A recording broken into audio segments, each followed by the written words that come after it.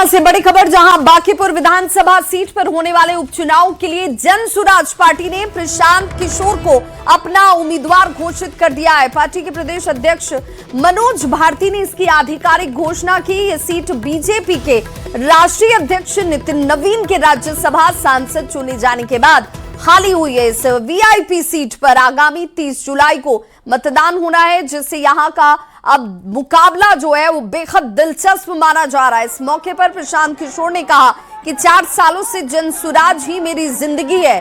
Party ने मुझे जो भी जिम्मेदारी दी उसे पूरा करने का प्रयास मेरी तरफ से किया जाएगा। बांकीपुर से अगर जीत मिलती है तो उससे पार्टी का मनोबल काफी बढ़ेगा और पार्टी आगे बढ़ेगी। जनता का आशीर्वाद मिला तो जीतेंगे भी। जनता की उम्मीदों पर खरे उतरने की हमारी कोशिश बनी रहेगी।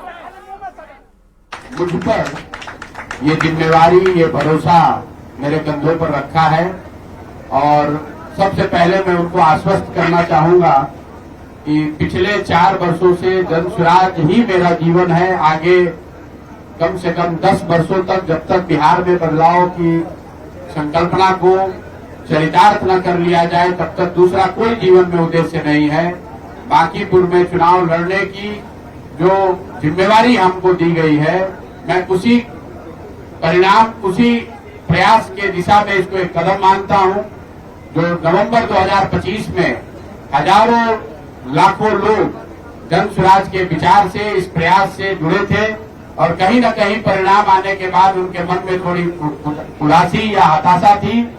उनमें से ज्यादातर लोगों का ऐसा मानना है कि बांकीपुर चुनाव में अगर जन सुराज को जीत मिलती है तो न सिर्फ जन सुराज को एक बहुत बड़ा बल मिलेगा, बल्कि बिहार बदलाव की सोच को फिर से पुनर्जीवित करने में बहुत बड़ी मदद मिलेगी। तो पटना की इस बांकीपुर विधानसभा सीट पर उपचुनाव को लेकर सियासत इस वक्त बेहद गर्म हो चुकी है। 6 जुलाई से उम्मीदवारों का नामांकन इस सीट पर शुरू हो रहा है और बांकीपुर से जनसुराज के संयोजक प्रशांत किशोर की उम्मीदवारी का ऐलान हो चुका है। इस बीच कांग्रेस के ऋषि मिश्रा ने एक बड़ा बयान देकर इस सियासत को एक नई दिशा दे दी है। ऋषि मिश्रा ने कहा कि कांग्रेस प्रशांत किशोर को अपना समर्थन देगी। उन्होंने दूसरे दलों से भी बीजेपी को हराने के मकसद से आने की साथ अपील की और विपक्षी दलों को एक ही कॉमन कैंडिडेट देने की अपील करते हुए ऋषि मिश्रा नजर आए। बांकीपुर विधानसभा पिछले 40-45 वर्षों से भारतीय जनता पार्टी का गढ़ रहा है। भारतीय जनता पार्टी के एमएलए वहां से होते आए और अभी वो भारतीय जनता पार्टी के राष्ट्रीय अध्यक्ष का विधानसभा चुनाव है, उपचुनाव होना है। हम लोगों को as a opposition party single candidate वहां पे देना चाहिए, तभी हम भारतीय जनता पार्टी को चैलेंज कर पाएंगे।